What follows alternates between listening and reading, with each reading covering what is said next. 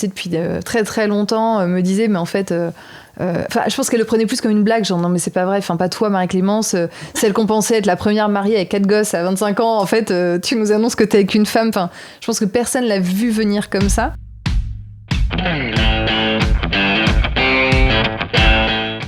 Souvent de la charge mentale comme d'un sujet de couple hétérosexuel, comme c'était une histoire de genre finalement.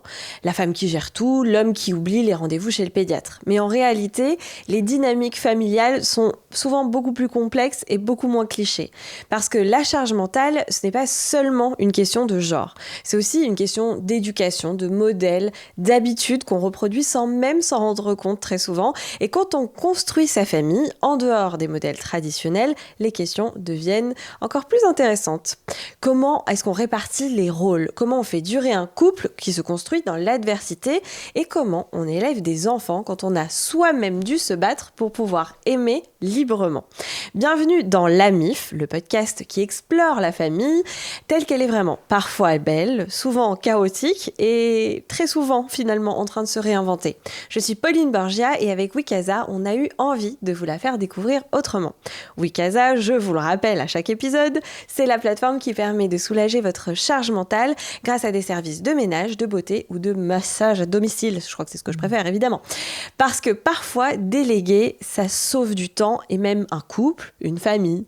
Aujourd'hui, je reçois Marie-Clémence Bordet. Bonjour Marie-Clémence. Bonjour. Alors, je vais te présenter rapidement, mais je vais te laisser le faire finalement. Toi, tu es créatrice de contenu, mais pas que. Tu fais plein de choses. Tu es maman de 2 petites filles, en couple avec ta femme, Aurore, depuis 17 ans. Bravo. Merci. Ensemble, vous avez construit une famille, vous avez traversé des résistances familiales, des jugements, et aujourd'hui, tu en parles très, très, très ouvertement. On en a parlé toutes les deux, et on va en parler dans cet épisode. Comment tu vas ? Je vais bien, je suis ravie d'être là, ravie de pouvoir aussi aborder ces sujets-là dans un axe un petit peu différent, parce que j'ai beaucoup raconté mon histoire, mais je parle peu de justement cette dynamique de couple au bout de 17 ans, donc je suis très, très contente d'être là. Alors, déjà, d'où tu viens ? Qui es-tu ? Qui suis-je ? Alors, donc, je m'appelle Marie-Clémence, j'ai 38 ans. Je viens d'une famille très traditionnelle, catholique, plutôt conservatrice.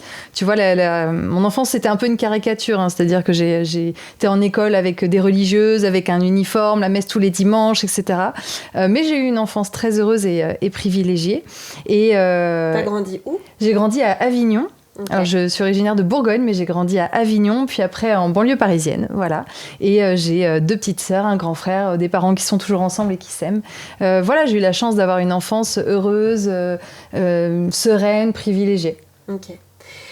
T'as fait quoi comme études ?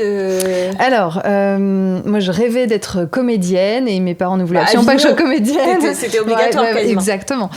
Donc, j'ai fait un master... Pardon, qu'est-ce que j'ai fait comme master ? J'ai plus le nom de mon master.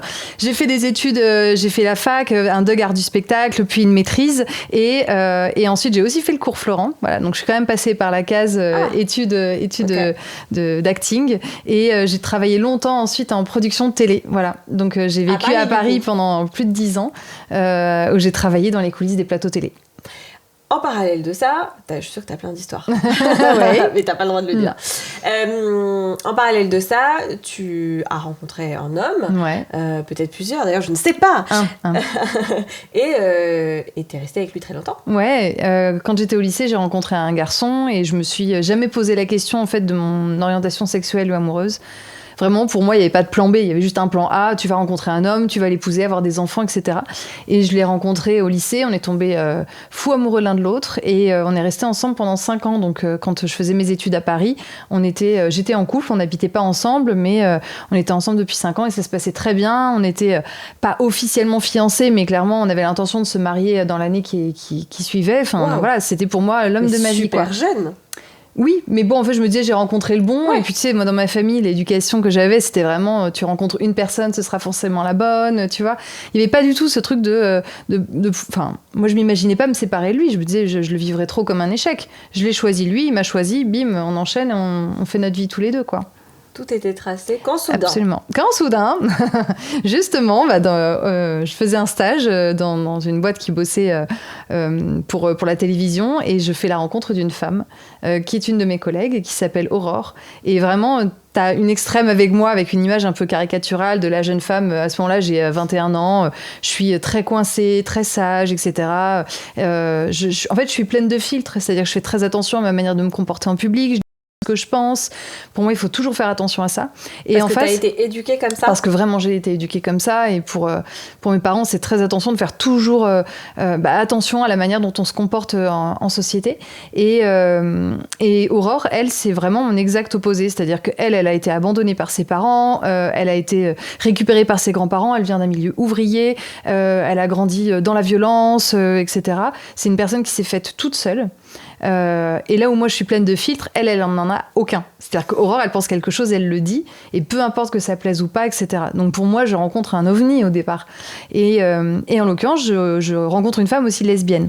Alors, je sais que ça existe à l'époque, je suis pas non plus totalement naïve, mais j'ai aucune représentation de ça autour de moi. Je connais pas de personnes LGBT. À l'époque, enfin, tu vois, on est de la même génération, mais j'imagine que toi comme moi, quand on était petits, on n'avait pas d'image de personnes queer. Non, à part le clip de Everything She Said. Oui, t'as tout, je crois que c'est ça. Où là, j'étais là, genre le matin avec ma mère en train de prendre mes calottes. Voilà, c'est des filles qui se galochaient. Ça a l'air bien ce qu'elles font. Voilà. Sinon, t'avais, à l'époque, ça s'appelait la Gay Pride, mais t'avais la Gay Pride une fois par an. Donc, j'ai un souvenir de mes parents et moi, on regarde ça au JT le samedi soir et de faire « Ah !» et de voir. Mes parents ne disaient rien, mais je sentais que c'était pas quelque chose de positif, tu vois. Et donc, pas de représentation, ou alors des représentations hyper caricaturales, comme dans Gazon Maudit avec Josiane Balasco, tu vois. Voilà. Donc, t'allais absolument avoir les cheveux courts et... Exactement, être une butch, en fait. Ouais. Donc, moi, je rencontre Aurore, qui, certes, a une expression de genre plutôt masculine, elle a les cheveux courts, etc. Donc, pour moi, c'est nouveau de rencontrer une femme comme ça, mais elle ressemble pas à l'image que j'ai de la lesbienne, quoi. Et au départ, on devient amis. Alors, elle comprend très vite qu'elle tombe amoureuse de moi. On a 8 ans d'écart. Moi, je mets beaucoup, beaucoup plus de temps à comprendre que c'est de l'amour. Mais en fait, au départ, c'est une relation fusionnelle, mais qui démarre très vite, quoi. Où d'un coup, en fait, passer du temps sans elle est problématique. Même si c'est que de l'ordre d'abord d'une relation de collègue, puis d'amitié. En fait, on est tout le temps ensemble, quoi. Et je vois pas le truc. Comment tu gères avec ta relation à ce moment-là avec l'homme avec lequel tu es ? Alors, au départ, comme c'est qu'une collègue, amie, lui, il sait que je fais ma vie, je me suis fait des nouveaux amis dans ce travail. En plus, je rencontre plein d'autres personnes aussi dans ce milieu-là de la télé, avec qui je deviens très très proche, qui sont des personnes aussi très différentes de moi. Donc mon copain, lui, voilà, il me laisse faire ma vie, quoi. Et petit à petit, avec Aurore, ça se transforme en relation amoureuse. Mais comment ça arrive ? Écoute, c'est clairement un jour, elle me montre qu'elle a envie d'être avec moi, et je lui dis que non. Ce jour-là, alors que je ne rêve que de ça. Je me souviens qu'elle essaie de m'embrasser à une soirée et je lui dis non. En fait, je joue un peu de ça, c'est-à-dire qu'il y a un truc un peu amusant, la caricature, tu vois, de la petite bourge qui tout émoustillée parce qu'elle sent qu'elle plaît à une femme, tu vois. Donc au début, il y a un peu ça. En fait, je me dis en fait, c'est pour jouer, c'est rigolo, on se lance des regards, elle me fait des cadeaux, elle m'invite au resto, on va boire des verres ensemble. Moi, je vois rien venir. Enfin, je me dis c'est rigolo, c'est une femme lesbienne, c'est un peu intriguant pour moi, mais à aucun moment je me dis que je vais tomber dans le piège. Moi, je vais me prendre à mon propre jeu, quoi. Et vous faites des choses qui ressemblent à des premiers rendez-vous, quoi, en fait. Oui, mais qui en fait sont aussi des choses que tu pourrais faire, vu qu'on est deux femmes. Moi, je pense que je l'identifie pas comme ça, que toi, t'aurais pu faire avec une de tes meilleures amies, genre aller boire des verres, se dire tiens, on va sortir ce soir, on va marcher dans Paris pendant 4 heures. Ça peut être que de l'amitié aussi. Ouais. Là où je comprends que c'est plus de l'amour et de l'attirance, c'est que déjà, alors elle sait que je suis en couple, mais moi, par exemple, je ne supporte pas de la voir avec d'autres femmes, tu vois, avec une relation proche, quoi. Et je me rends compte qu'en fait, je suis très jalouse. Parce que je n'ai jamais été avec mon mec, quoi. Jamais. Mais là, le fait de la voir avec des filles qui gravitent autour d'elle, des ex, etc., ça me rend folle, quoi. Donc, je commence à identifier ça petit à petit. Mais je laisse le temps passer. Et en fait, on entame une relation cachée qui a duré 1 an. Ok. Donc, je ne recommande pas, c'est très très mal, ne faites pas ça. Mais j'ai été infidèle pendant 1 an. J'avais vraiment une double vie. C'est-à-dire que j'avais la vie avec mon copain, avec qui j'étais toujours aussi heureuse. Ok. C'était, je pense qu'elle est toujours un garçon formidable et j'aimais ma vie avec lui. Notre vie, elle était cool. Enfin voilà, avec nos familles, ça se passait bien, tout ça. Et j'avais une double vie avec Aurore qui était extraordinaire. Mais vraiment au sens propre du terme, extraordinaire. C'est-à-dire que c'était incroyable. Et je laisse le temps passer parce qu'en fait, à ce moment-là, j'en parle même pas à mes meilleurs amis. Ok. Parce que en fait, j'ai l'impression. Pas. Alors c'est pas ça, c'est que j'ai l'impression que c'est tellement de l'ordre de l'intime que ça les concerne même pas. Ok. Qu'en fait, il faut pas. J'ai pas à en parler. Ça ne regarde personne. Avec le recul, je pense aussi que j'en parle pas parce que si j'en parle, on va me dire, ok, mais maintenant qu'est-ce que tu vas faire ? Bah oui. Donc je vais pas mettre de mots dessus. J'en parle pas, donc ça n'existe pas d'une certaine manière. T'as tout. Ah bah oui. Non mais c'était un comportement hyper égoïste à ce moment-là. Et Aurore pendant 1 an ne m'a jamais dit quitte-le, jamais. Ah ouais. Elle a laissé faire. En fait, pourtant elle avait vécu des grosses déceptions amoureuses avant, mais elle a toujours su qu'un jour je viendrai. Je dois vous avouer un truc. Même si j'aime du plus profond de mon cœur ma famille, le ménage gâche un peu notre quotidien. Du coup, quand je peux déléguer, je fais sans aucune honte appel à Wikasa. Sur Wikasa, tu peux réserver du ménage, mais aussi de la beauté et des massages avec des pros hyper qualifiés qui feront sûrement mieux le ménage que toi et moi. Et bizarrement, quand la maison est clean, tout va mieux. Voilà, elle savait qu'on était faites l'une pour l'autre. Et moi, j'étais là à apprendre de la vie, voilà, expérimenter. Et en fait, c'est un événement triste qui a fait que j'ai basculé. Pas du côté obscur, hein, plutôt du côté lumineux. C'est qu'à l'époque, donc avec Aurore, on avait un meilleur ami, on était tout le temps à 3, il s'appelait Silver, c'était un de nos collègues. Et Silver était gay. Et donc, voilà, c'était vraiment... très souvent, avec Aurore, on passait nos soirées chez Silver, on partait en vacances ensemble, etc. On était très, très fusionnels. Lui n'était pas au courant d'ailleurs pour Aurore et moi. On lui cachait aussi, même si, bon, en vrai, je pense qu'il le savait. Et Silver était en couple avec un garçon. Mais Silver avait aussi des gros problèmes de santé mentale et d'addiction. Et en fait, en janvier 2010, il se suicide. Et ça a été un choc immense. À ce moment-là, ça fait 1 an quasiment jour pour jour que je suis avec Aurore dans cette relation cachée. Et... en fait, avec Aurore, c'est nous qui découvrons la nouvelle. Enfin voilà, on était là dans les premiers instants. Et en fait, je suis en charge de prévenir tout le monde. Donc avec Aurore, on prévient sa famille et on prévient aussi son copain, avec qui il est depuis, je sais plus, ça devait faire 6 mois. Je l'appelle et en fait, je sais, pour en avoir discuté avec lui, ce garçon m'avait dit, tu sais, moi, personne ne sait que je suis gay, j'ai fait mon coming out à personne, voilà, même pas mes meilleurs amis, personne ne sait que je suis gay. Et on en avait discuté un soir tous les deux, mais peut-être 15 jours avant le décès de Silver. Et je l'appelle et donc je lui annonce cette terrible nouvelle où il perd quand même un garçon dont il est amoureux. Et lui, il me dit, mais tu te rends pas compte là, en fait, personne ne sait autour de moi. Et il a coupé les ponts, c'est-à-dire qu'on a raccroché. Je n'ai plus jamais eu la moindre nouvelle de sa part. Il n'est pas venu aux obsèques, etc. Et en fait, ça a été radical. Je me suis dit, mais il est en train de vivre un truc atroce, de perdre l'homme qu'il aime. Il peut le partager à personne. Il va s'isoler et je lui souhaite aujourd'hui d'avoir fait son coming out, vraiment, de plus vivre dans le mensonge. Mais à ce moment-là, je me suis dit, waouh, mais en fait, si demain je meurs ou si demain Aurore meurt, mais qui saura ? En fait, personne ne sait. Tout le monde pensera que Marie-Clémence était en couple avec ce garçon. Hein, et en fait, personne ne saura que c'est elle la personne la plus importante de ma vie aujourd'hui, quoi. Et jusque-là, moi, je pensais toujours que... j'étais du genre, j'étais encore très croyante et je me disais, je me laisse guider par le Seigneur, etc. Je me laisse vraiment porter par le flow et puis on voit où ça me mène. Et j'étais incapable de faire des choix. Et en fait, ce jour-là, alors ce que je dis souvent, c'est qu'on choisit pas qui on aime. J'ai pas choisi de tomber amoureuse d'une femme. Mais par contre, il y a eu un matin, je me suis levée, je me suis dit, je vais faire un choix aujourd'hui pour mon existence, qu'elle dure 6 mois ou 50 ans encore, peu importe. Je vais faire le choix de vivre ma vie avec la bonne personne.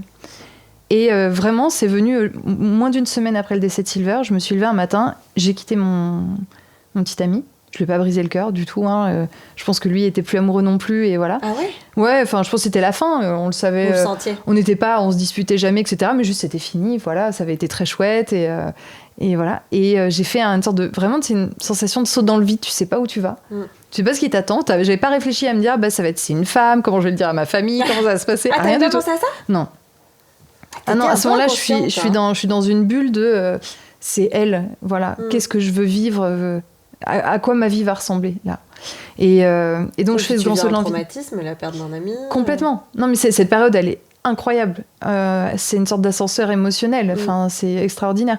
Et voilà, donc avec Aurore, on s'est mis ensemble officiellement. On l'a annoncé autour de nous. Alors, 90% des gens le savaient déjà, parce que je pense que ça se sent. Enfin, nos amis, tout ça. Les gens disaient oui, bon, bah, juste vous le dites, mais enfin, mais bon, ça se voyait. Et on s'en fout, on est content pour vous. Exactement.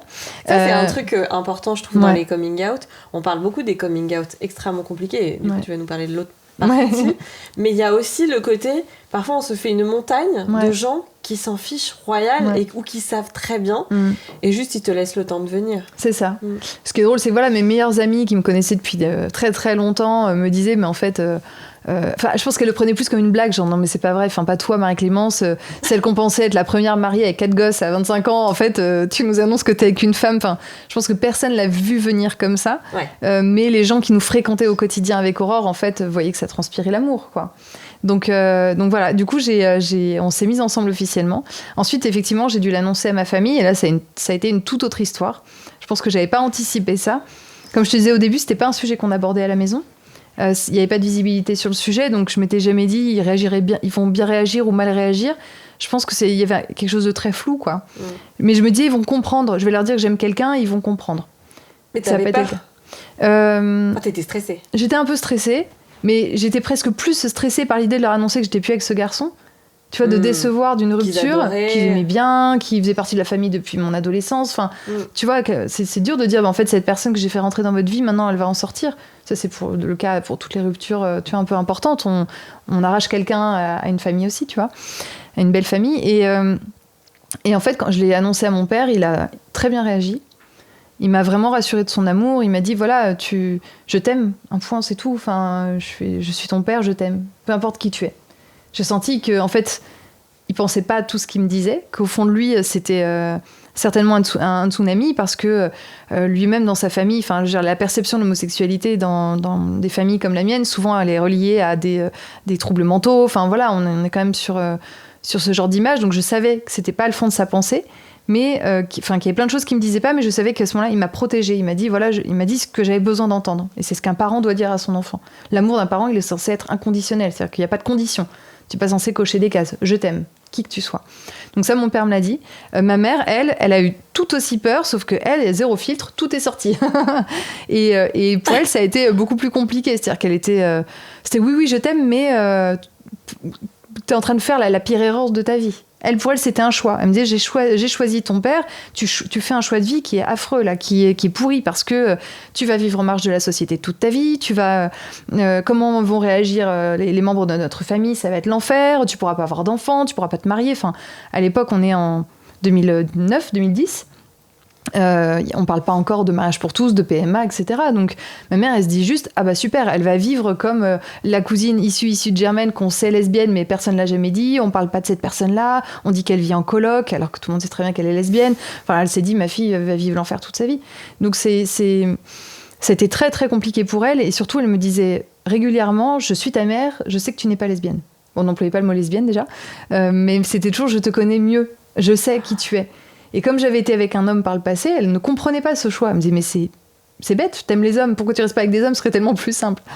Voilà, donc elle a pas pris cette relation au sérieux. Elle voulait pas rencontrer Aurore. Ah, au départ, non, pas du tout. Non. Et j'ai mis, je pense, 1 an avant de créer la rencontre. Mais enfin, de forcer la rencontre, hein, clairement, puisqu'à un moment, j'ai fait du chantage à mes parents. J'aurais dit, en fait, je vais plus venir vous voir seule. Voilà, je suis toujours venue en couple, mes frères et sœurs viennent avec leur mec, leur meuf, je vais venir accompagner ou je ne viens pas du tout, je n'existe pas à moitié. Donc je fais du chantage, voilà. Ouais, mais on te comprend. Mais à un moment, tu sais, quand tu utilises tous les arguments de la Terre, mais qu'en fait il n'y en a aucun qui marche, à un moment je me suis dit, mais quel est mon meilleur argument, c'est quoi ? C'est rencontrer Aurore. Enfin, aimez-la comme je l'aime, quoi, vous allez voir. Parce que ma mère, t'imagines si moi déjà j'ai des bagages dans les images de cinéma, de séries, etc. sur les lesbiennes. Enfin, t'imagines ma mère, la génération d'avant, encore plus conservatrice. Les images qu'elle a, elles sont catastrophiques. Donc j'avais envie de lui montrer ce petit bout de femme et me dire, mais elle a l'air méchante, elle a l'air mauvaise cette personne, elle a l'air de me vouloir du mal. Enfin, regarde-la, quoi.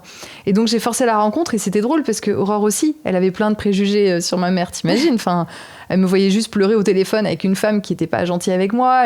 Elle savait le milieu d'où je venais, donc elle se disait, mais ta mère, c'est une baronne, c'est quoi, cette femme coincée qui a peur, voilà. Et quand elles se sont rencontrées toutes les deux, il y a un truc qui s'est cassé. Parce que Aurore, elle a vu que ma mère était en fait une personne extrêmement gentille, qui est juste pleine de peur, mais qui est une personne extraordinaire. Et à l'inverse, ma mère a vu qu'Aurore, en fait, elle est gentille, elle est attentionnée, elle est drôle. Et la relation, elle s'est créée très très vite entre les deux, très forte. Mais au bout de 2 jours, elles étaient en train de cuisiner toutes les deux, tout ça, de faire des jeux. J'étais d'accord, voilà, vraiment le truc que j'ai pas compris. Mais ma mère me disait dans les mois qui suivaient, Aurore, je l'adore, elle fait partie de la famille, mais je vous vois pas comme un couple. Tu vois, par exemple, pas, ouais. Non, parce que pour cette génération-là, tu parles d'homosexualité, tu parles de sexualité. Donc en fait, elle déjà, je pense qu'elle projetait quelque chose de très sale autour de la sexualité entre 2 femmes, tu vois. Et c'est marrant ça, ce truc de sexualiser absolument les personnes homosexuelles. Mais complètement. Bon, déjà il y a le mot sexuel, voilà. Ouais. Comme hétérosexuel, il y a sexuel oui, mais on aussi. l'emploie moins dans le sens, ouais. Mais mon meilleur pote est gay et me dit c'est fou comme les gens se permettent de me demander si je suis passif ou actif, par exemple. Mais moi aussi complètement. C'est-à-dire que c'est incroyable. Combien de personnes m'ont posé des questions sur ma vie intime. Et au début, je répondais de manière polie. À chaque fois, je disais alors voilà comment on fait. Non. C'est pas vrai. Mais parce que en fait, je sais pas. Je me dis je leur dois cette réponse. Mais parce que même moi, je pense que c'était ancré de répondre à la curiosité des gens. Et petit à petit, j'ai arrêté de le faire en fait parce que je disais ok, tu leur retournes. Je te donne une info, tu m'en donnes une. Alors vas-y, je pose la question aussi que je veux poser. Et donc ça s'est calmé avec le temps. Mais au début, énormément de curiosité par rapport à ça. Surtout toujours, est-ce que ça te manque pas un homme ? Est-ce que vraiment c'est aussi bien ? Est-ce que tu vois quand tu vois un homme dans la rue, est-ce que t'as quand même pas envie de non, désolé. Et je vais pas me forcer. Non mais t'es sûre, t'as peut-être pas vu tous les hommes, c'est pas possible que ça te manque pas, une énergie masculine, etc. Et non, ça intrigue beaucoup les gens. Donc ma mère, je pense qu'elle avait un peu quand même tous ces préjugés en tête. Et effectivement, Aurore faisait partie de la famille, mais par exemple, chez mes parents, tous mes frères et sœurs avaient un lit double ils venaient avec leur mec, leur meuf, et moi j'avais 2 lits séparés. Non. Et donc quand Aurore venait à la maison, on collait les 2 lits. Je revenais la fois d'après, les 2 lits étaient reséparés. Je disais, mais vous ne voulez pas comprendre qu'on est un couple, qu'on peut avoir envie de dormir ensemble. C'est marrant, ils ont envie de te montrer quand même. Ouais. Ouais. Donc ça a pris du temps, mais le temps fait très bien les choses. Et puis et ça s'est construit petit à petit. Il a fallu que ma mère, en fait, elle fasse le travail. En plus, à ce moment-là, t'as la période Manif pour tous qui débarque. Donc si tu veux, ça aide pas. C'est-à-dire que déjà, t'es dans un débat à la maison. Tout ça se fait quand même dans les larmes, dans de la colère, ça remue énormément de choses, ça remue aussi tous les gens autour de nous, mes frères et sœurs qui n'ont rien demandé, qui ont été très soutenants, mais qui se retrouvent à gérer ma mère qui pleure au téléphone, les tantes et les oncles qui appellent et qui ont des propos homophobes, tu vois, ça quand même... Et en plus, c'est un débat politique qui est public à ce moment-là. C'est-à-dire qu'en plus, tout le monde en parle. Totale. C'est-à-dire que tu voudrais juste être tranquille. Épuisé, toi. Ouais, et t'allumes la télé, ça parle de ça. Tu vas sur Facebook, parce qu'à l'époque, il n'y avait que Facebook, ça parle de ça. Donc en fait, je suis un peu envahie de tous les côtés. Et pendant cette période de Manif pour tous, ça a été très douloureux, parce qu'en fait, je voyais sur Facebook tous mes cousins qui... en apparence, c'était très sympa avec Aurore et moi, tu vois, nous inviter à dîner et tout, ça se passait bien. Mais par contre, poster des selfies à la Manif pour tous, en rose et bleu, avec leurs gosses. Et je me disais, mais c'est incroyable à quel point les gens peuvent dissocier en fait l'humain de la théorie politique, tu vois. Ils ne se rendent pas compte, c'est la preuve même qu'ils ne se rendent pas compte qu'il y a des gens derrière, en fait. Ouais. Parce qu'en fait, ils se rendent pas compte, c'est à moi qu'ils interdisent de... C'est-à-dire que quand ils disent, oui, 2 femmes ne sont pas capables d'élever un enfant ensemble, c'est pas juste les femmes lesbiennes, c'est ma cousine Marie-Clémence, je pense qu'elle n'est pas capable. Ah bon, regarde-moi dans les yeux, dis-moi que je suis pas capable. Là, d'un coup, ils savaient plus quoi dire. Donc ça a été très, très compliqué comme période, mais on a gagné. Et on s'est mariés en 2015, en juin 2015. Et c'était très chouette. Et c'était un mariage incroyable parce que, je sais pas si tu vois le film La vie est un long fleuve tranquille avec les Groseilles et les Lequesnois, donc la famille hyper bourgeoise et la famille populaire. Et c'était ça, en fait. Il y avait nos familles réunies. C'était improbable que 2 familles comme ça se retrouvent. C'est génial. Pour un mariage. Et c'était un bon moment ? C'était un moment merveilleux. Il y a beaucoup de gens qui sont pas venus parce qu'ils ne voulaient pas venir. Donc moi, j'ai choisi d'inviter tout le monde et je pense que 90% de ma famille n'était pas là. Mais les personnes qui étaient là, elles avaient envie d'être là. Et, il y avait tes parents ? Mes parents étaient là. Alors, ma mère pleure sur à peu près toutes les photos. Tu sais pas si elle pleure de joie, de tristesse. Je pense qu'elle-même ne savait pas. Mais c'était un moment trop chouette. Enfin, c'était... En fait, tu sais, on se construit avec des images quand on est petit. Moi, je me suis projetée avec une robe, avec une traîne, me marier dans une église avec mes demoiselles d'honneur au bras de mon père et tout. On était dans la mairie d'un petit village, il y avait 80 personnes. J'ai marché 5 mètres pour atteindre le bureau de Madame le maire. J'avais une robe courte, mais j'étais au bras de mon père. Et il y avait les personnes que j'aime le plus qui étaient là. Il n'y avait pas la cousine issue ici de Germaine ou les connaissances de mes parents, du boulot, enfin, tu sais, ces familles très mondaines. En fait, tous ces gens-là, moi, c'est ce que je dis parfois à mes frères et sœurs, c'est c'est vrai que votre mariage, il a été mieux accueilli que le mien. Mais il y a plein de gens que vous connaissiez pas votre mariage. Et vous avez dépensé beaucoup d'argent pour ça. Moi, je connaissais tout le monde et c'était plus intimiste, quoi. Donc, je suis très contente. Côté frères et sœurs, ils sont très soutenants. Ouais, ils ont toujours été soutenants. Je pense que ça n'a pas été facile pour eux aussi parce que certains évoluaient aussi dans des milieux hyper conservateurs, avaient des amis qui étaient contre le mariage pour tous. Donc, je pense que pour eux, ça a été pareil compliqué de jongler avec les deux et encore une fois de voir à quel point eux d'un côté ils comprenaient ma mère dans ses souffrances etc. Ils avaient envie, c'est leur mère, ils avaient envie de l'aider et je pense que parfois ils m'en voulaient d'être là et de remuer un peu tu vois ce qui n'allait pas dans cette famille et puis d'un autre côté ils avaient aucune objection au fait que je sois avec Aurore, enfin ils l'ont tout de suite aimé aussi, je crois. Ton papa pour mon père, disons que je pense que ça a été compliqué pour lui, mais que lui vraiment il a fait rempart tout le long et ouais, je pense que juste il se disait bon, il faut aider Marie-Clémence, quoi. Donc il a pas assuré tout le temps. Il y a eu des moments où ça a été, je lui en ai voulu pour certaines choses, mais je trouve qu'il a fait, mais même les deux, ma mère aujourd'hui encore, je ne lui en veux pas. Enfin, on fait chacun et chacune comme on peut avec les bagages qu'on a. C'est ça. Si j'avais eu son éducation, si j'étais de sa génération, j'aurais peut-être mal réagi aussi. Ouais. Vous êtes mariés, oui, ça va bien, c'est super, et puis là vous vous dites tiens on veut des enfants. Exactement. Donc on s'est mariés. Moi je rêvais de fonder une famille. J'y ai jamais renoncé même en rencontrant une femme. En fait je me suis jamais dit je sais pas. Et pourtant à l'époque encore une fois je savais pas comment on faisait, donc il y avait aucune info sur le sujet. Aurore elle ne s'était pas projetée avec des enfants parce que elle, tu sais, c'est 8 ans d'écart. Chez les lesbiennes, dans les générations lesbiennes, c'est beaucoup 8 ans, parce que elle a grandi avec cette fameuse génération Catherine Lara, Hélène de Généresse, etc., qui sont des personnalités lesbiennes qui n'ont pas d'enfants. Et elle s'est dit, le jour où elle a compris qu'elle était lesbienne, elle s'est dit, j'aurai pas d'enfants. Donc en fait, ça n'a pas du tout fait partie de ses projections futures. Alors que moi, j'ai grandi au contraire avec l'image de tu seras une mère au foyer, tu auras 4 gosses, etc. Donc j'étais très à l'aise avec cette idée-là. Donc j'ai mis du temps à la convaincre de se lancer avec moi. Mais on s'est lancé dans un parcours de PMA, donc procréation médicalement assistée. À l'époque, donc c'était interdit en France, donc on a été en Espagne, parce qu'on venait de quitter Paris pour le Sud-Ouest. Et donc on est allé à Saint-Sébastien dans une clinique espagnole. C'est donc un donneur anonyme et c'est moi qui ai porté nos filles parce qu'Aurore avait absolument pas envie de porter un enfant. Donc parcours de PMA et on a eu 2 filles qui s'appellent Charlie et Billy qui ont 7 ans et 4 ans. J'adore. C'est beau comme prénom. Merci. En Espagne, je crois que tu choisis le donneur. Ouais. Alors en Espagne, les donneurs sont obligatoirement anonymes. Si tu veux un donneur non anonyme pour pouvoir le choisir, etc., il faut passer par des banques de sperme internationales comme Cryos. Donc tu peux choisir ton donneur, par exemple, quand tu es au Portugal, au Danemark. Ah, ok. Mais l'Espagne est sur cette législation où les donneurs sont anonymes. Ah oui, je croyais que tu pouvais choisir s'il est brun, s'il a non, les yeux en fait, verts. la clinique choisit le donneur en fonction du phénotype de la deuxième maman. C'est-à-dire qu'ils vont en gros prendre un donneur, mais moi je ne le connais pas, j'ai aucune info, qui va ressembler à Aurore. Donc je sais que les donneurs de nos filles, c'est 2 donneurs différents, ont la peau blanche, le teint clair, les yeux plutôt verts, les cheveux blonds ou roux pour Billy. Voilà, tu vois, et c'est eux qui font le choix. Donc j'ai quelques informations comme ça, genre couleur des cheveux, de la peau, j'ai l'année de naissance, mais c'est tout. Ok, et du coup c'est... cette nouvelle de je vais faire un enfant, ça passe comment, ça, encore une fois, dans la famille?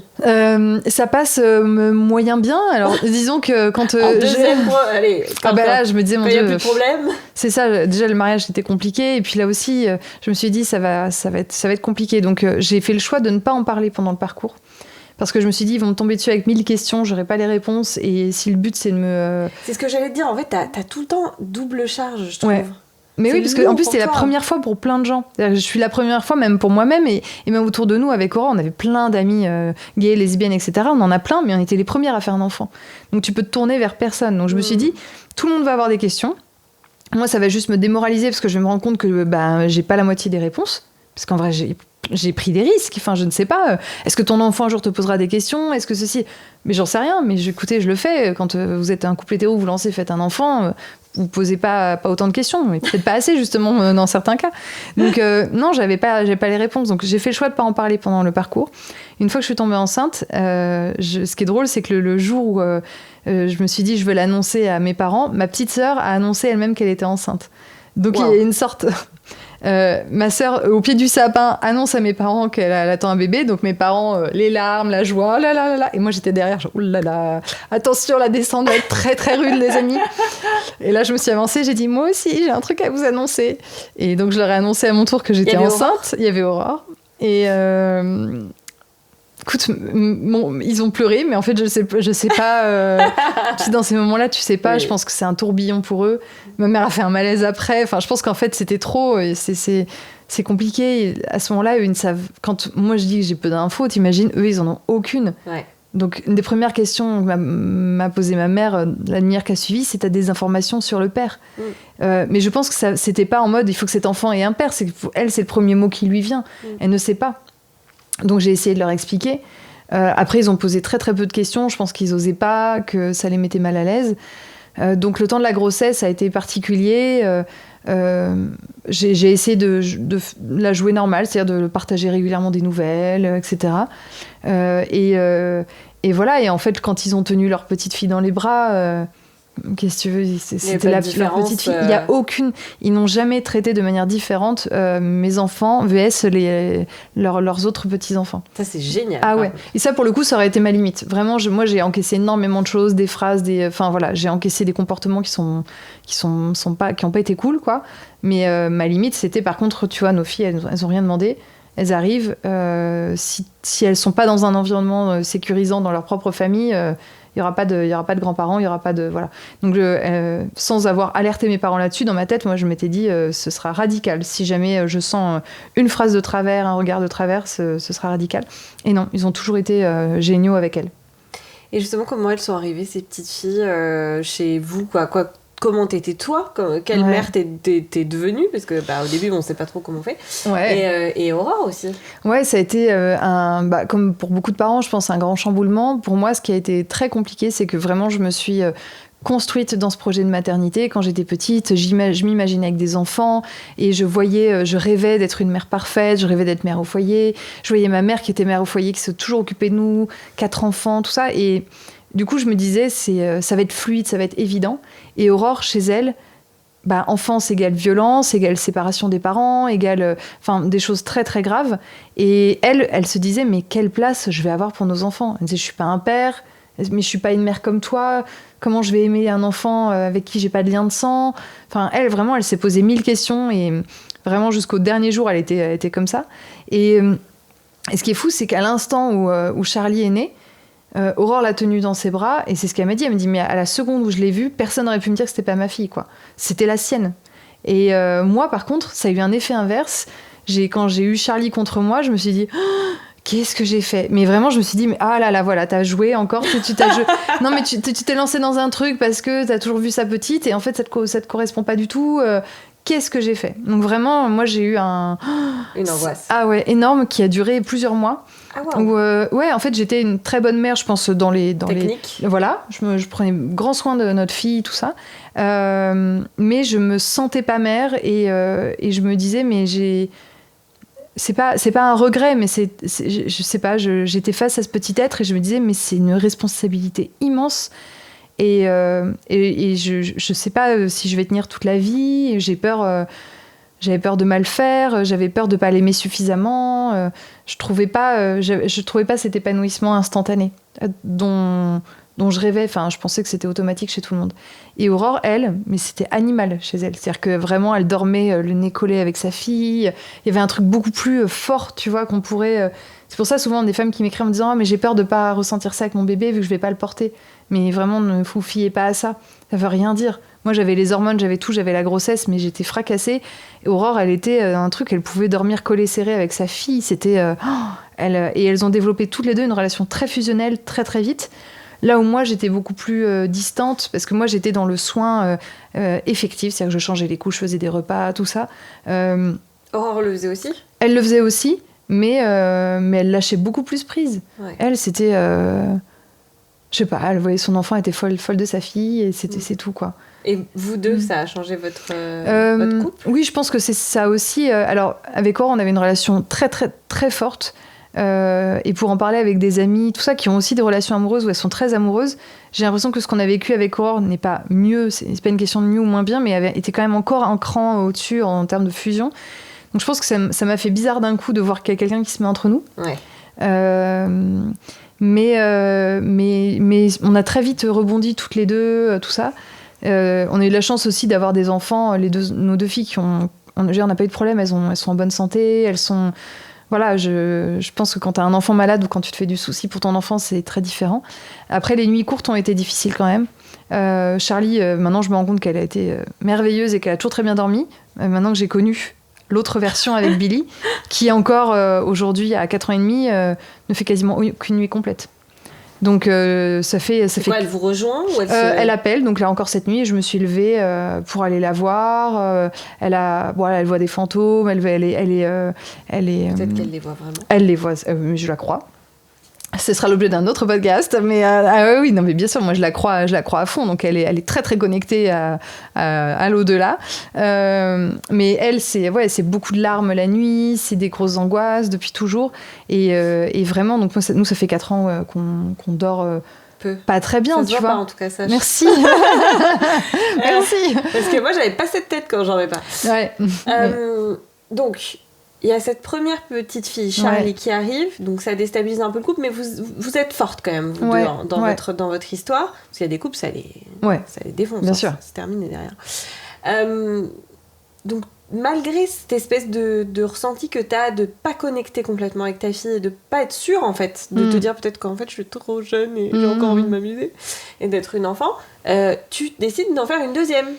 Ouais, ce qui est drôle, c'est que Aurore, qui ne voulait pas d'enfant au départ, on était encore à la maternité, qui me dit, du coup, on en fait un deuxième. Là, je la regarde, je me dis, ça va pas. Je viens de passer sous un camion, on me demande de repasser. Non.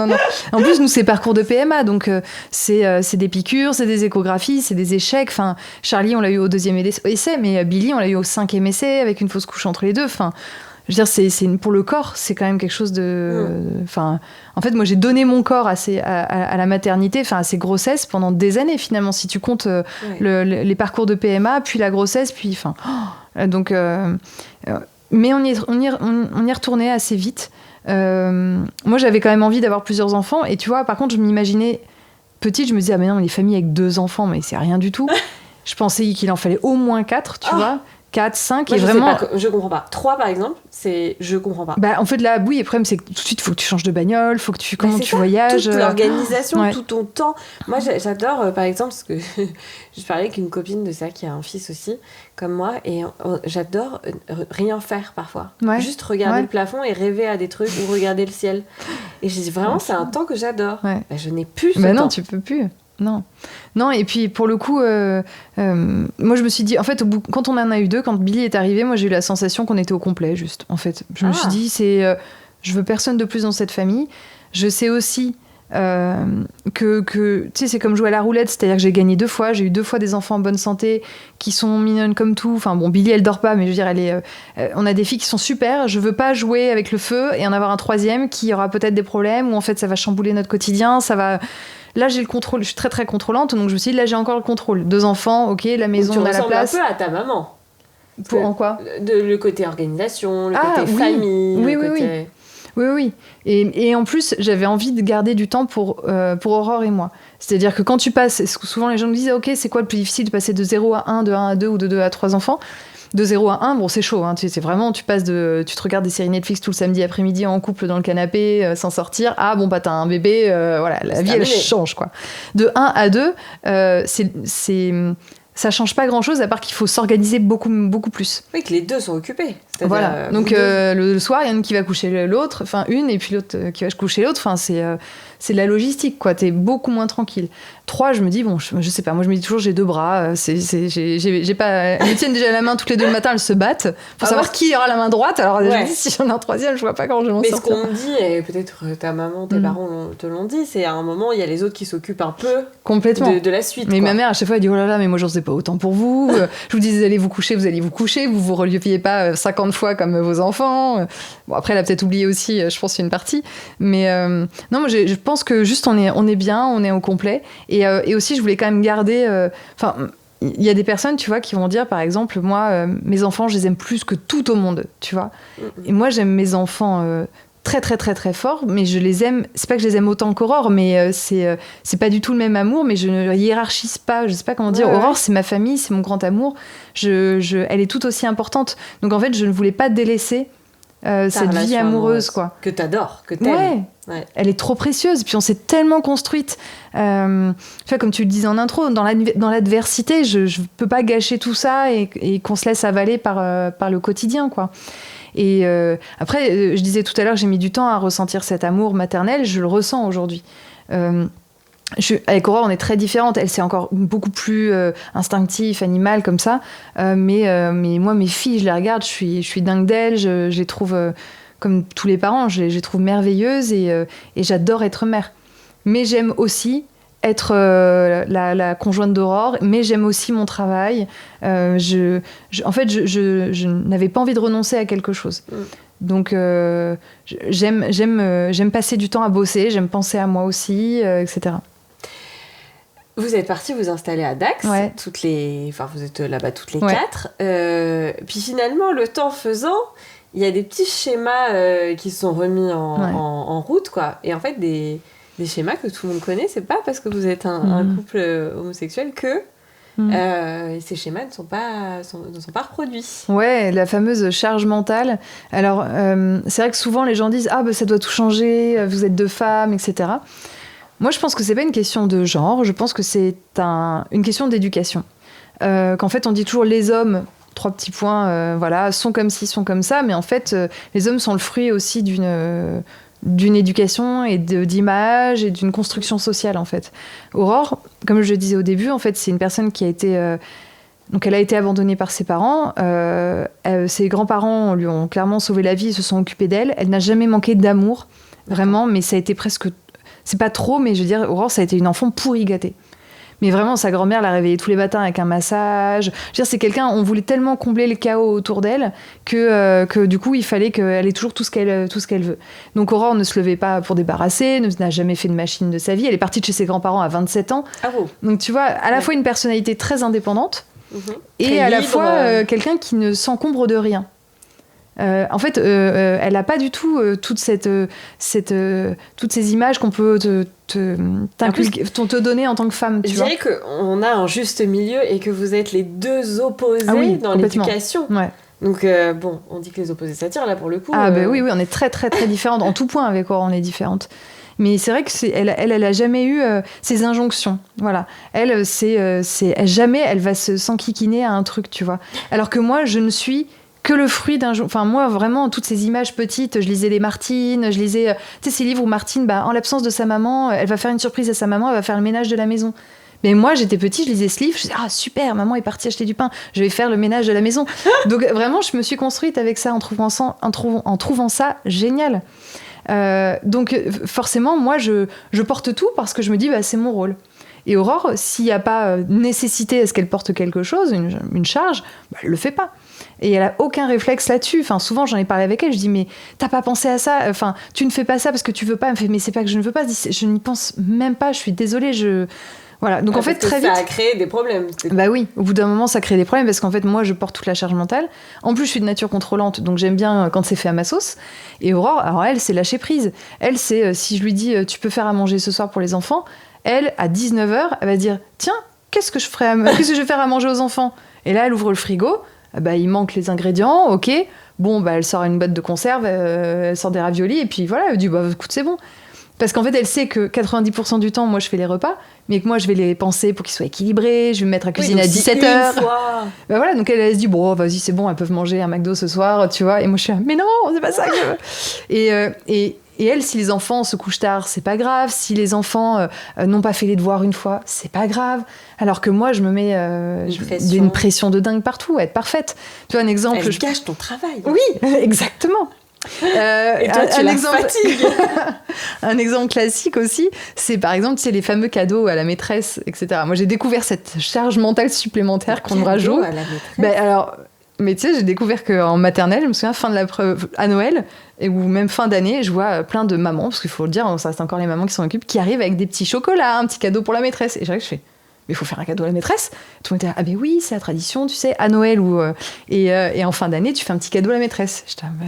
Et puis c'est pas un dessin de ton enfant, parce que la maîtresse, elle a pas envie d'un dessin de ton enfant. et j'étais, la pression. Et moi, je m'embête à acheter des trucs à chaque fois. Je me prends la tête et tout pour être originale. Aurore, elle me dit, écoute, le jour J, 2 heures avant, elle va acheter des bouteilles de vin, elle leur offre de l'alcool. Elles en ont besoin. Mais elles sont ravies de ce qu'Aurore offre à chaque fois. Ou par exemple, tu vois, les goûters, quand il y a des goûters à l'école, qu'il faut rapporter des choses, des ventes de gâteaux à la sortie de l'école, moi je vais m'embêter à faire le bon gâteau, machin. Aurore, du coup, t'achètes des gâteaux tout prêts, tu les sors du plastique, et puis on s'en moque, quoi. T'embêtes pas. Mais la technique du gâteau Picard que tu mets dans un moule. Mais oui, voilà. C'est bien. Donc elle est de cette team-là, et moi je suis là, mais non. Et donc je me mets des rappels, je vais essayer de trouver une recette originale. Et en fait, je me mets une pression folle en tout, donc en fait, je me surcharge. Et comme je prends tout, Aurore, elle en fait encore moins. Puisque les rares fois où elle fait, je vais lui dire que c'est mal fait aussi. Donc ça, je pense qu'il y a plein de couples qui vont se reconnaître là-dedans. Mais c'est qu'en plus, t'as tendance à voilà, les fois où elle me dit non, mais je vais aller m'occuper de faire les courses et qu'elle revient, que je vois qu'elle a pas acheté le produit que je voulais, que d'habitude c'est celui-là qu'on prend, mais ça c'est trop sucré, ça c'est trop gras. Et puis j'ai vu un réel sur Instagram d'une fille qui mettait à partir du moment où son mec part aux courses, elle garde son portable et elle attend de recevoir les messages. En fait, il y avait quoi? Mais c'est à quel rayon? Oui, c'est ça. Et ça, en fait, du coup, n'y allez pas. On y va. Mais on laisse ton... Enfin, en fait, là, ce que tu expliques, c'est qu'il y a personne qui est de mauvaise foi. Il y a une éducation qui est tellement ancrée que vous avez du mal à en sortir. Exactement. Et comment vous faites? C'est là où je pense qu'il y a un avantage à être deux femmes. C'est qu'on parle le même langage. On est très, très différentes. Mais... Alors, j'ai pas eu de relation adulte, je vais dire, avec un homme, donc je veux pas comparer ce que je peux pas comparer. J'ai été avec un garçon pendant 5 ans, mais c'était mes 17 à 22 ans. Enfin, bon, ça n'a pas du tout les mêmes enjeux que quand t'as 2 enfants, un métier, une maison, etc. Mais j'ai la sensation que quand je dis stop, elle l'entend, qu'elle a conscience qu'il faut qu'elle change. Mais Aurore est aussi très claire sur les aspects sur lesquels moi je dois changer. Et elle me le dit de manière très directe. Aurore, elle a besoin que je mette un cadre. C'est-à-dire que si je lui dis juste j'aimerais que tu participes plus au repas, ça veut rien dire pour elle. Et non, mais elle ne saura, il ne va rien se passer. En plus, Aurore est TDAH, tu vois, donc c'est vraiment pour elle, ça s'en va de sa tête aussitôt. Et même moi, je ne sais pas trop ce que je lui demande derrière tout ça, puisqu'en fait, du coup, elle va essayer, mais ce sera pas tout à fait, on sait plus. Donc en fait, la dernière fois, on a eu une très très grosse discussion il y a quelques mois avec Aurore où vraiment ça allait pas. Et en fait, elle a pris une feuille, elle me dit on va faire un planning. Je fais non, écoute, on va pas en arriver là, à devoir se faire des plannings de aujourd'hui c'est toi qui sors les poubelles, aujourd'hui c'est toi qui fais à manger. Je fais c'est un tue l'amour, c'est horrible. Je veux dire, on n'en est pas là. Juste fais plus, participe plus. Et elle me dit non, moi j'ai besoin d'un planning. Et en fait, on a pris une feuille et elle a eu besoin de ça. Et elle m'a dit, ok, tel jour, c'est moi. Et en fait, on a fait un partage 50-50. Donc, moi, ce 50-50, il me soulage énormément. Ça a changé ma vie. Parce que vous le faites. Parce qu'on le fait, du coup. Voilà.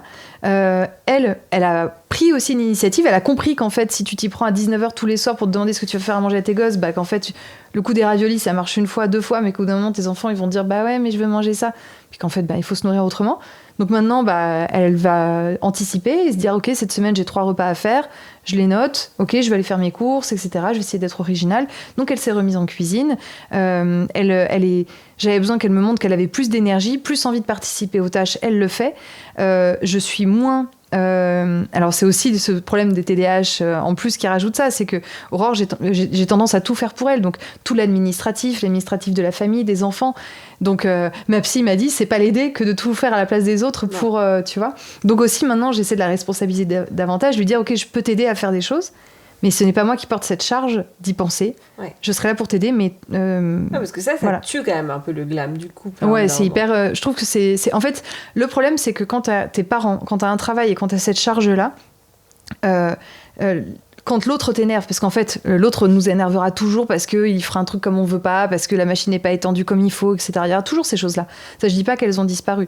Par contre, ce qu'on a calé avec Aurore, c'est qu'on a recalé des moments que toutes les deux, de qualité. Moment de qualité, j'entends pas le soir à 21h, quand les enfants sont couchés, que tu t'affales dans le canapé, que t'es sur ton téléphone et que tu discutes vite fait ou en regardant une série. Ça, pour moi, c'est pas un moment de qualité. C'est très cool, mais c'est pas un moment de qualité. Et en fait, on s'est dit... il faut qu'on retrouve ces moments qu'on avait autrefois où on n'est pas sollicité. Alors, on n'a pas les moyens de s'offrir des vacances tous les mois et de partir une semaine en vacances. Par contre, je me suis dit, OK, en fait, toutes les semaines, on va se caler 2 heures. Alors, pareil, c'est pas sexy, mais en fait, c'est génial. 2 heures par semaine où, en fait, en journée, donc on sait qu'on n'a pas les enfants. Moi, c'est 2 heures où je ne cale aucun rendez-vous parce que je suis aussi très, très accro à mon travail. Comme je suis entrepreneuse indépendante, en fait, je travaille tout le temps, comme plein de gens entrepreneurs. Ouais, voilà, il n'y a pas de limite. Ouais, la nuit, est-ce que tu travailles, tu fais... Oui, évidemment. Et puis le soir, devant l'ordi, devant la télé, je travaille. Enfin, c'est une machine qui ne s'arrête jamais. Donc, c'est en journée, je ne cale pas de rendez-vous. Et c'est un moment de qualité. Donc, c'est pas censé être un moment où on parle des enfants, on va faire des courses, etc. Du coup, ce qu'on a fait, franchement, les 3 derniers mois, c'est qu'on se pose, on se fait un Scrabble, un jeu de cartes, on regarde Beverly Hills et on discute toutes les deux. Et moi, je pose mon téléphone. Et les gens savent que pendant ces 2 heures, je suis pas joignable. Parce qu'elle, elle fait quoi aujourd'hui, Aurore ? Alors, Aurore, elle retravaille dans l'immobilier. D'accord. Donc, elle peut gérer aussi un peu son planning toute seule, c'est tu génial, vois. Mais c'est un moment en journée aussi où tu sais, t'as l'énergie de te donner à l'autre. Tu vois ce que je veux dire ? D'être dans une discussion sympa, etc. Et ça, c'est génial. Moi, j'adore ces moments. Donc, c'est calé toutes les semaines d'office, tous les jeudis, 15h à 17h. Ouais, comme ça, voilà. Tu vois, moi, tu disais c'est pas sexy. Ouais. Moi, c'est vrai que c'est un truc qui m'angoisserait beaucoup. Tu vois, par exemple, qu'on se dise, avec mon mec, on est passé par toutes ces phases, évidemment, voire plus, parce que on s'écoutait moins, mais tous les deux. Hein. Et moi, je suis plutôt Aurore. Ok. Voilà. En fait, je vais prendre beaucoup de charges, mais je pars dans tous les sens et tout, et du coup, lui, il est obligé de déblayer derrière. Ouais. Mais il avait qu'à les prendre. Ouais. Bon, bref, c'est... mais du coup, il y a le côté... Attends, je sais plus où j'ai allé. Tu disais que c'était pas glam le côté, il me dit, moi j'aimerais qu'une fois par semaine, on aille dîner, ou qu'on dîne tous les deux, genre ma mère garde notre fils. Et j'étais là, oh là là, c'est horrible, moi ça m'oppresse, le côté... je suis obligée ce jour-là de m'habiller, de me coiffer, de me machin, de me truc. Eh ben non, en fait, moi ce qui me mettait une pression, c'était de me dire le temps passe et on ne fait pas ce moment-là. En fait, il y a toujours un truc qui passe avant. En fait, t'auras toujours un truc qui va être prioritaire, enfin que tu crois prioritaire sur le moment. Donc en fait, tu ne le fais jamais. Donc c'est 2 heures déjà. Et puis c'est 2 heures sans pression pour le coup. Tu vois, c'est 2 heures. Je veux dire, c'est juste moi, je me lève de mon ordi et je migre dans le salon à côté d'elle et puis on se met par terre et on joue aux cartes, quoi. Donc en fait, t'as l'impression que ça a marché, ça a marché. Vraiment très fort. Et l'autre chose aussi, c'est qu'on s'est dit tous les 15 jours, enfin 2 fois par mois, on veut un date toutes les deux. Et là, pour le coup, c'est un moment où on fait garder les enfants et on va dîner dehors. Mais alors là, il n'y a pas d'aller se faire un resto gastro, de se pimper, etc. Juste, en fait, on va dans un cadre cool. Nous, on adorait, en tout cas, autrefois, quand on était toutes les deux avec Aurore, aller au restaurant. Moi, c'est le seul truc dans lequel je peux dépenser de l'argent, c'est la nourriture. C'est ma passion. Je m'achète pas de fringues de luxe et tout, mais alors manger, je peux dépenser une fortune. Et bien manger. Ah oui, non mais voilà, vraiment, j'adore ça. En plus, le coin où t'es à Dax. Oui, il y a de quoi. Oui, alors moi je suis végétarienne, donc autant dire que je suis pas bien servie, mais je vais sur la côte, etc. Au Sgore, il y a plein de restos très très cool. Des fruits de mer. Oui, ça c'est bon, j'en mange encore un peu, donc ça va. Et voilà, et donc on se fait ce date toutes les deux. Et pareil, au début je me disais, oh là là, mais l'angoisse de se dire, il faut caler le date, ce mois-ci on l'a pas fait. Déjà de les caler à l'avance, c'est pas genre, tu vois, ça y est, on est samedi, on a oublié de faire notre resto. Ok. Tu vois, c'est calé à l'avance, c'est dans l'agenda. Donc bon, c'est la logistique quand même. Et en fait, j'ai une abonnée l'autre jour sur Instagram qui me disait mais c'est génial parce que finalement ça vous renvoie à une attitude qu'on a au début quand on rencontre quelqu'un. Quand on rencontre quelqu'un, on se donne des rendez-vous en fait. On se pimpe pour cette personne. On sait que samedi, on va sortir avec telle personne, donc tu gardes une énergie. Moi, il y a des fois, je me dis, il faudrait que je parle de ça à Aurore. Je dis, mais c'est pas grave, je vais lui en parler samedi au resto, toutes les deux, ce sera beaucoup plus cool, plutôt que d'essayer d'avoir cette discussion comme ça très vite. À force, on est des colocs, quoi. Oui, et puis tu sais, t'es tout le temps, tu peux pas avoir, en tout cas chez moi, impossible d'avoir une discussion toutes les deux sans être interrompue toutes les 6 secondes. Par qui? Je vois pas. Mais voilà, en fait, tu sais très bien que en 2 secondes, t'es dans le oui, mais je peux finir ma phrase, je peux aller au bout de mon idée avec maman, non, c'est pas possible. Voilà, donc en fait, là, je sais que c'est un dîner au resto, parfois juste au boui du coin, tu vois, on va pas forcément dans des gastros, et c'est un date, un vrai truc où je sais pas, on se pimpe un minimum, quoi, tu vois, et on est toutes les deux. Et ça, vraiment, ce sont des petites choses. Donc, de se partager les tâches 50-50 tableau à l'appui. Ça donne des réflexes aussi. C'est-à-dire que je dis pas que dans 6 mois, on aura toujours ce tableau des tâches 50-50. Mais Aurore a pris des réflexes qu'elle n'avait pas. Voilà. D'anticiper des tâches ménagères de la maison. Moi, ça m'apprend aussi à déléguer, beaucoup plus. C'est-à-dire que maintenant, je sais que si je me lève pas de mon bureau parce que je suis prise toute la fin de journée, je sais qu'elle, spontanément, si elle est à côté de moi, qu'elle fait rien, je sais qu'elle va se lever et aller se dire tiens, qu'est-ce qu'on va faire à manger aux enfants ce soir. Donc ça crée des réflexes, ça crée des moments intimes, et ça fait aussi que dans les moments où tu peux être un peu saoulé par l'autre parce qu'il assure pas, parce que voilà, en fait, comme tu as eu un temps de qualité la veille ou l'avant-veille avec cette personne, je sais pas comment dire, tu le re-aimes, t'acceptes beaucoup plus ces moments de défaut. Ah, mais bien sûr. T'es pas en mode de toute façon ça m'énerve, elle est toujours comme ça. Tu te dis ouais, ok, bon, là-dessus c'est pas fou, mais qu'est-ce qu'on a rigolé hier au restaurant, qu'est-ce que c'était bien hier notre partie de Scrabble toutes les deux. Enfin voilà, en fait. Tu dézoomes et tu te rends compte de. La pression, tu retombes amoureuse, quoi. La pression, elle remonte, enfin elle va beaucoup moins haut, quoi. Ouais. Donc ça fait quelques mois qu'on expérimente ça. Je valide, en tout cas pour l'instant, on s'en sort très bien, et Aurore aussi, et on avait besoin de cet élan, en fait. Vous êtes aidés avec vos filles? Alors on a la chance, c'est d'avoir des amis sur place à Dax qui nous gardent volontiers les enfants. Tu vois, et c'est vrai que jusque-là, par exemple, je prenais pas de garde d'enfants à la maison, de babysitter, et on comptait sur nos amis, tout ça pour le faire. Mais justement, dans cette dynamique de se faire des dates, j'ai dit en fait, à un moment, on va payer quelqu'un qui va venir à la maison, une babysitter qui va venir à la maison, et ça va vachement nous soulager aussi, tu vois. Le ménage, pour le ménage, on a une aide ménagère aussi qui vient une fois par semaine. Ce qui m'aide aussi énormément, ce qui aide aussi Aurore, parce que, encore une fois, c'est pas des choses sur lesquelles elle va avoir des réflexes. Donc, en fait, si on peut se décharger sur des choses comme ça, moi, je le fais. Hein. Et tant qu'on peut, il faut se faire aider, accepter qu'on a besoin d'aide d'une aide extérieure. Et justement, l'homosexualité avec les filles, comment vous leur en parlez? Est-ce que c'est un sujet? Est-ce que ça l'a pas été? Parce que elles ont grandi là-dedans, donc c'est pas du tout un sujet pour elles, mais c'est un sujet pour leurs copains, leurs copines, et comment elles l'expliquent. Alors, nos filles, on leur a jamais caché leur histoire, on en parle avec elles depuis toujours, finalement, en fait. Tu sais que quand tu commences à regarder des livres avec ton enfant, même quand il est bébé, Choupi, le soir, tu regardes les images, et c'était déjà un moment où j'expliquais aux enfants, je leur disais, tu vois, Choupi, ok, on lit l'histoire, c'est super. Tu vois, Choupi, il a un papa et une maman. Toi, t'as 2 mamans, t'as pas de papa. Ok. Tu répètes les choses, l'enfant, il comprend très vite. De toute façon, c'est sa réalité à lui, donc il n'y a pas de question de normalité ou pas. C'est sa réalité. Et on leur expliquait aussi très vite comment est-ce qu'elles ont été conçues. Donc les filles sont au courant du parcours de PMA, elles savent ce que c'est, elles savent comment on fait un bébé, elles savent qu'il y a un donneur. Enfin, vraiment, c'est des discussions qu'on a avec elles, mais qui franchement les intéressent pas tant que ça. Hein. C'est-à-dire que des fois, je reparle et Charlie me fait « Oui, je sais, maman, machin. » Bon, ok, j'arrête d'en parler. Il faut pas non plus trop en faire, quoi. Bah ouais. Et surtout si elles ne demandent pas. Non, voilà, on va pas créer un problème là où il y en a pas, quoi. Après, à l'école, oui, il y a des questions. Mais elles peuvent venir des adultes et des enfants. Les enfants, c'est plus, mais il est où ton papa? Voilà. Donc ça, Charlie explique à chaque fois, j'ai pas de papa, j'ai 2 mamans. Parfois, il y a eu des réactions un peu dures aussi, des enfants qui ont dit, mais donc ton papa, il est mort. Et, ou alors, la dernière fois, une petite fille, j'allais chercher Charlie au centre aéré, et elle jouait avec une petite fille donc, que je connaissais pas, et la petite fille dit, mais t'as changé de maman? Et Charlie dit, non, c'est mon autre maman. Mais hier, c'était une autre maman qui est venue te chercher. Et elle fait, donc t'as changé de maman? Et Charlie dit, mais non, j'ai 2 mamans, c'est 2 mamans différentes. Et la petite est partie en disant, c'est trop bizarre. Et donc en fait, sur le coup, tu dis, oh mon Dieu, c'est horrible. Mais quand j'en parle avec Charlie, elle n'en a rien à faire. C'est-à-dire qu'elle va être beaucoup plus vexée si quelqu'un fait une remarque sur la couleur de ses chaussures. Ça, elle va en pleurer, c'est le drame ultime.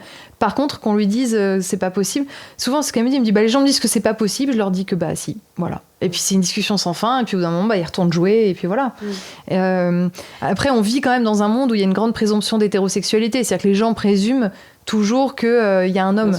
Tu vois, là, il y a encore 3 semaines, on était avec Aurore dans un resto avec des copines, et c'est vrai, il y avait que des femmes. C'était un dimanche matin pour un brunch avec les enfants. Et il y a le restaurateur qui dit et donc les papas font la grasse mat et les mamans s'occupent des enfants. Et j'ai envie de dire, à aucun moment il se dit que sa phrase elle peut tomber complètement à côté, parce que pour le coup on est des femmes lesbiennes, il y a pas d'homme dans l'histoire, tu vois. Ou souvent Billy a des yeux bleus très très vifs, très clairs, et très souvent les gens disent quand ils me voient mais alors attends, c'est pas les yeux de maman, c'est les yeux de papa. Voilà, bon, c'est notre quotidien en fait. En fait, c'est pas du tout méchant de la part des gens. C'est Non. juste que c'est tellement pas leur réalité, leurs habitudes, etc. C'est ça. Toi, t'aimerais peut-être que genre ce soit quelque chose qu'on apprenne à l'école, par exemple. Oui, absolument. Bah, j'aimerais déjà que les parents... alors, pour les enfants, j'aimerais que les parents en parlent avec leurs enfants. Moi, je parle des familles hétéroparentales à mes enfants. Je leur parle des familles séparées. J'ai pas attendu qu'elles rencontrent un copain qui a des parents séparés ou qui est élevé par ses grands-parents pour leur parler de ça. Il y a plein de livres aujourd'hui sur la diversité des familles. Tu vois, je pense à un livre qui s'appelle Famille de Georgette, qui est un livre vraiment pour les tout petits maternels, pour expliquer juste les différents schémas familiaux. Ou il y a un autre livre qui s'appelle Et toi ta famille. T'as plein de livres comme ça. Tu l'achètes ce livre, tu l'empruntes. Juste, tu le poses dans ta bibliothèque et parmi toutes les histoires que tu liras à tes enfants, il y aura peut-être un livre qui va parler de la diversité. Ça fait juste que le jour où ton enfant va rencontrer un enfant adopté, avec une famille homoparentale, avec un parent solo, etc., juste, il l'aura déjà vu. Il saura que ça existe. Et il n'aura pas des propos à côté. Ouais, blessant pour absolument. Petites filles, par exemple. Et donc, pour ça, effectivement, pour que les parents aient envie de sensibiliser leurs enfants, il faut que les parents eux-mêmes soient sensibilisés à ça. Et ça, ce que je dis toujours, c'est en fait changer de regard sur le monde et arrêter de penser que vous n'êtes pas concerné. En fait, votre enfant sera peut-être concerné, peut-être que votre meilleur ami l'est, peut-être qu'il y a des enfants dans l'école de vos enfants qui sont concernés. Et écouter des podcasts, lisez. Enfin, je veux dire, moi, à mon époque, quand j'ai découvert tout ça, il n'y avait pas de récit. Aujourd'hui, il y a quand même des centaines de podcasts qui racontent des histoires comme ça. T'aurais bien aimé avoir ça. Et voilà, écoutez-les. Écoutez ces parcours parce qu'en fait, vous aurez les bons mots si vous écoutez des propos des personnes directement concernées. Bah, juste déjà les personnes qui écoutent l'épisode aujourd'hui, peut-être qu'il y en a certaines qui ne sont pas encore sensibilisées à ça et qui se diront « Ah bah ouais, tiens, je vais me renseigner, je vais essayer d'en savoir un peu plus. » quoi. Parce qu'il y a encore beaucoup de personnes homosexuelles qui vivent très mal leur homosexualité, voire qui mettent en danger leur propre vie à cause du rejet. Ah oui, complètement. Je ne sais pas quels sont les chiffres. Mais... je les ai pas là en tête, mais en fait, il faut se dire qu'il y a à peu près entre 8 et 10% de la population française qui s'identifie comme LGBT. Donc, c'est pas colossal, mais c'est certainement déjà moins que la réalité, parce qu'il y en a plein qui le sont et qui ne le savent pas. Tu vois, qui ne sont pas capables de le dire en répondant à une enquête, parce que sont dans le déni. Voilà, enfin, combien de personnes tu vois, moi par exemple, je me suis longtemps dit je suis pas LGBT, juste je suis tombée amoureuse d'une femme. Avant de comprendre que je faisais partie de la communauté LGBT, ça m'a pris du temps, quoi. Donc c'est une réalité et c'est quasiment 20% de la génération Z. Donc cette génération Z qui arrive aussi, moi je pense à tous ces parents aussi qui ont des enfants qui ont peut-être 15-20 ans aujourd'hui et qui potentiellement vont être sont LGBT. Donc prenez l'initiative de vous renseigner sur le sujet, d'envoyer des bons signaux à vos enfants aussi, d'ouverture d'esprit, de redire à votre enfant « je t'aime, qui que tu sois ». Voilà. Qui que tu aimes, je t'aime, tu es mon enfant, ta maison, ton foyer, c'est un espace safe. Tu peux être qui tu veux ici. Ça, c'est hyper important parce qu'il y a effectivement encore beaucoup de personnes qui sont isolées, qui vivent. En fait, les personnes LGBT sont pas malheureuses d'être LGBT, elles sont malheureuses de vivre les LGBT-phobies. En fait, c'est ça qui les fait souffrir. C'est l'homophobie, etc. Tu vois, c'est pas le fait d'être queer. Aujourd'hui, tu reçois des remarques. Alors, il y a les remarques comme les gens partent du principe que tu es hétérosexuel, mais tu reçois des remarques vraiment agressives sur ton homosexualité ? Sur les réseaux sociaux, énormément. C'est vrai ? Ouais, et alors c'est par vague. Il faut savoir que le climat politique joue beaucoup. Tu vois, il suffit qu'il y ait des élections à ce moment-là, qu'il y ait un événement sur ce sujet-là, en France ou dans le monde. Ça libère tout le monde d'un coup. Et c'est très très violent et ça l'est de plus en plus. J'ai des vagues de haters qui arrivent parfois. Il suffit qu'en fait une de mes vidéos pop dans un groupe mascu, tu vois, ou d'extrême droite, et là d'un coup je peux recevoir des centaines, milliers de messages pendant plusieurs jours. Après j'attends que la vague redescende et ça repart. Donc ça j'en ai. C'est très violent. C'est très violent. C'est grave. C'est grave, c'est très difficile de combattre. Alors, porter plainte, je l'ai fait une fois, mais j'ai eu un très mauvais accueil. Après, faudrait continuer de le faire. Moi, je le fais pas. Parce qu'il faut rappeler que c'est puni par la loi. Complètement, c'est puni, mais c'est vrai qu'on lutte contre quelque chose qui est énorme. En tout cas, il faut continuer de le signaler. Il y a des plateformes de signalement, il faut continuer de montrer ça. Souvent, les gens me disent bloque ces comptes-là. Donc, tu vas passer tes journées à bloquer les gens. Voilà, déjà. Et puis en fait, ça suffit pas. Et je veux pas quand une personne arrive sur mon compte, je veux pas lui dépeindre un discours, enfin des commentaires, avec que des commentaires hyper idylliques, genre merci, t'es génial, j'ai adoré ta vidéo. Évidemment, je voudrais que les gens voient ça, mais la réalité, c'est que moi, je suis pas là pour vendre du rêve non plus. La réalité, c'est qu'on évolue dans un monde compliqué. Et en fait, souvent, on nous dit mais ça va de mieux en mieux pour les personnes LGBT. C'est bon, y a plus de problème. Aujourd'hui, vous pouvez vous marier, vous pouvez avoir des enfants, tout ça. Oui, mais en fait, ça se polarise beaucoup plus. C'est-à-dire que t'as des personnes qui étaient plutôt sensibles et pas trop contre, qui sont très ouvertes sur ce sujet-là aujourd'hui. Ouais. Donc, effectivement, je me fais pas plus agresser dans la rue. Enfin, en tout cas, j'ai pas eu d'expérience là, comme j'ai pu le vivre il y a 10 ans. Bon Ouais, avec Quand Aurore. t'étais avec Aurore ? Oui, des insultes, etc. Voilà. Mais par contre, ceux qui étaient déjà contre, et aussi beaucoup de jeunes, on le voit, là, sont beaucoup plus visibles. C'est-à-dire que les gens qui sont contre le disent beaucoup plus facilement. Donc en fait, c'est un peu deux extrêmes aujourd'hui. Je comprends pas comment on peut être contre. Alors, il y a peut-être des personnes dans le fait religieux, par exemple. Ouais. Bah écoute, je pense contre, que... c'est contre nature. En fait, l'orientation sexuelle, de manière générale, ça active quelque chose chez les gens. Moi, je pars toujours du principe que la personne, elle renvoie sur toi l'image qu'elle a d'elle-même, en fait. De toute façon, mais c'est le cas pour tout. Hein. Donc, en fait, t'as déjà des personnes qui réagissent très mal parce qu'en fait, elles se sentent un peu concernées, qu'elles ne l'acceptent pas. J'en ai reçu. On les embrasse. Voilà, des Parlez. messages. Allez, ça va le faire. Arrêtez d'être en colère et voilà. Donc il y a une petite part comme ça. Et puis en fait, l'homophobie, c'est une question de peur. Donc en fait, c'est la peur. Quand tu as peur de quelque chose, quand tu as peur d'une araignée, qu'est-ce que tu fais ? Il y a des gens qui se barrent en courant. Il y en a, ils vont prendre leur courage à deux mains, ils vont accompagner l'araignée jusqu'à la sortie. Puis il y en a qui vont l'écraser. Et en fait, c'est comment tu réagis à cette peur. Tu ne connais pas. Donc tu as peur. Les gens, ils ont peur. Donc, il y en a, il faut qu'ils réagissent avec de la haine. C'est leur moyen de défense. Donc, moi, je me dis toujours, ce sont juste des gens morts de trouille face à quelque chose qui, en fait, c'est une peur irrationnelle parce que je ne leur enlève rien. C'est pas parce que j'ai le droit de me marier que eux n'ont plus le droit de se marier, que j'ai le droit d'avoir des enfants que eux ne peuvent plus en avoir. Je ne prends rien à personne. Il n'y a pas la queue devant les mairies depuis le mariage pour tous. Il y a même des divorces. Tu vois, tout va bien. Votre monde ne change pas. Voilà, tout va bien. Laissez-nous vivre. Donc ça prend du temps, et la peur, elle se déconstruit aussi par les témoignages, par la visibilité dans les films, dans les séries. Plus on voit une chose, plus on s'y habitue. Oui, sans que ce soit caricatural. Bien sûr, oui, parce que malheureusement le traitement. Alors les personnes LGBT sont quand même beaucoup plus visibles aujourd'hui dans les films, les séries, mais la parentalité LGBT ne l'est quasiment pas. Ou alors, tu vois, même des séries, je sais pas si tu vois la série 10%, qui est quand même très connue, avec Camille Cotin. Moi, j'ai trouvé ça génial. Je disais, super, un personnage lesbien qui est un peu un des personnages principaux. En plus, elle est extraordinaire dans des rôles comme ça. Elle porte très bien le rôle, tout va bien. Mais la dernière saison, elle a un enfant. Elle a un enfant parce qu'elle a eu un coup d'un soir avec un mec. Et je me suis dit, mais c'est fou, elle est en couple, etc. Et en fait, la PMA, le processus de faire un enfant sans... un père, c'est pas encore, ça passe pas encore, tu vois. Ouais.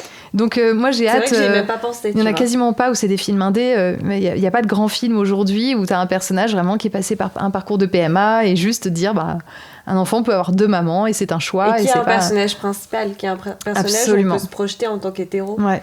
Aussi. Ouais. Donc ça évoluera, mais il faut que les scénaristes et les distributeurs s'en emparent. Peut-être qu'on mettra, peut-être, j'impose à Wikaza, de mettre les numéros à contacter. Enfin, moi, je sais que j'ai autour de moi des personnes une personne, en l'occurrence, qui a été en danger parce que, à force de pas en parler, à force de renier qui il était, il est extrêmement malheureux et il a eu envie d'en finir. Ouais. Donc, c'est un vrai sujet, c'est hyper important, quoi. Écoute, on arrive à la fin de l'épisode. Ouais. C'était trop intéressant. J'ai encore des tonnes de questions, mais bon. Il y a les 2 questions signatures de la MIF, le podcast Wikaza. Alors, première question, c'est toi, quel est ton tips ? Et tu nous en as donné quand même pas mal dans l'épisode, mais anti-charge mentale. Un petit truc qui peut nous aider, nous, femmes, mères, pères, dépasser. Je dirais de parler à l'autre et de le dire tout de suite et de pas attendre parce qu'en fait plus on attend de dire les choses à l'autre, plus en fait on se met en colère et on entretient et on nourrit sa colère. Donc c'est de dire tout de suite spontanément et puis c'est d'accepter vraiment de répartir, comme je disais, de se dire ok, en fait à un moment on est une équipe, on est une team, comme quand on gère une entreprise, on fixe un cadre et on essaie de respecter ce cadre le plus longtemps. Je te jure que je vais le faire, moi. Tu me regardes, tu me diras si ça marche. Et dernière question, c'est quoi pour toi une famille heureuse ? Je pense qu'une famille heureuse, c'est une famille dans laquelle chacun et chacune peut être lui-même ou elle-même complètement. C'est une famille... moi, c'est ce que je veux, c'est que mes filles, en fait, elles puissent, dans notre famille, être 100% elles-mêmes. Vraiment, que ce soit leur espace de sécurité affective, évidemment aussi financière, dans le soin, etc. Mais c'est pas ça, c'est vraiment juste la sécurité affective. C'est se dire, c'est ton lieu de repli. Si aujourd'hui, je te dis, tu fermes les yeux, imagine l'endroit où tu veux être là, si tu veux te couper du monde qui t'oppresse, où est-ce que tu vas ? Mon rêve, ce serait que mes filles me disent, je vais être à la maison. Voilà. J'adore c'est un gros challenge. Hein, mais j'adore cette vue. Et tu vois... mais on a reçu aussi Ariane Brodier dans le podcast et elle disait c'est un peu la même chose que toi, mais elle disait qu'elle avait une enfance merveilleuse et très douce et voilà. Et elle dit moi j'aimerais qu'ils se disent ça plus tard. Oui, qu'ils la racontent comme ça plus tard aussi. Ah bah ouais. On veut tout ça. Hein. Bah oui, parce que la moitié on va tous après en thérapie, on est fâchés contre nos parents, donc je sais qu'elles vont tomber dessus sur plein de trucs. Bah c'est évident, comme tout le monde. Mais on va prendre avec un peu de chance, elles garderont que le positif. Tout ce que j'ai essayé de bien faire en tout cas. Moi j'en suis sûre et certaine.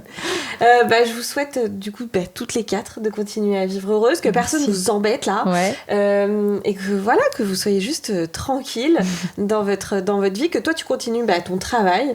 Je sais que tu dois sûrement porter beaucoup de choses et en même temps je pense que tu es hyper fière et hyper heureuse d'avoir tout ça. C'est hyper intéressant le récit aussi avec ta famille, vos différences avec Aurore, enfin c'est vraiment hyper intéressant et je pense que tu vas aider beaucoup de femmes et d'hommes et peut-être d'enfants et de parents. J'espère. Je suis sûre que ça va aider aussi des parents à accepter, à comprendre ou du moins à se poser des questions. Ça peut être pas mal. Merci pour ton accueil pour cet épisode. Merci à vous d'avoir suivi cet épisode. Alors, comme d'habitude, je vous demande des petites choses. Allez mettre des étoiles sur les plateformes d'écoute, allez commenter sur YouTube et sur les plateformes d'écoute, parce que maintenant on peut commenter sur Apple Podcast, on peut commenter sur Spotify et tout ça, et ça permet de rendre le podcast visible. Merci à Wikaza de me faire confiance, merci à Wikaza d'inviter des bonnes personnes, parce que franchement on fait des super beaux épisodes. Et Wikaza, comme d'habitude, je fais la pub parce que je suis obligée. non, parce que j'adore. Wikaza, c'est un service qui vous permet d'avoir des services justement de ménage, de massage, enfin des choses anti-charge mentale pour prendre du temps, comme tu fais avec Aurore, par exemple, pour se retrouver. À très bientôt. Merci beaucoup, Marie-Claire. Merci pour ton accueil, c'est trop bien.